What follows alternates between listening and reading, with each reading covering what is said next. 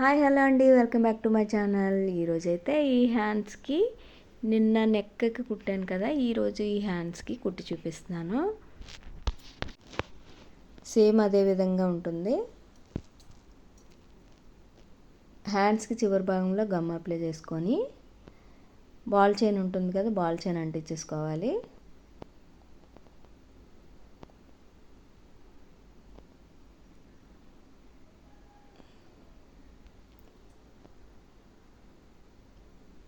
ఇప్పుడు hands colour thread తీసుకొని, normal thread తీసుకొని గోల్డ్ కలర్ పూసలు ఉంటాయి కదా, అది దండలాగా గుచ్చేసుకోవాలి.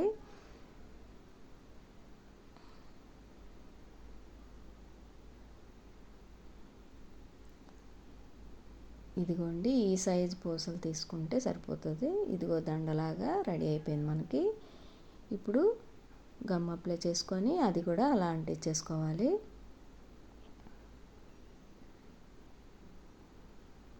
సేమ్ ఇదే విధంగా అంటించేసుకొని నీడిల్ చివరి భాగంలో కింద వైపు దించేసుకొని ఒక ముడి వేసుకోవాలి.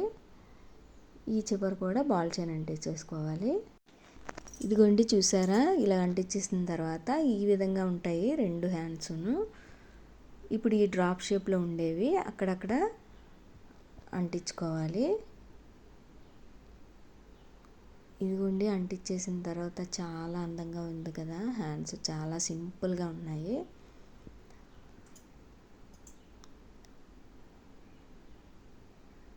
అంటించేసుకున్న తర్వాత నార్మల్ థ్రెడ్ తీసుకొని అక్కడక్కడ టాకాలు వేసుకోవాలి, ఊడిపోకుండా ఉంటాయి.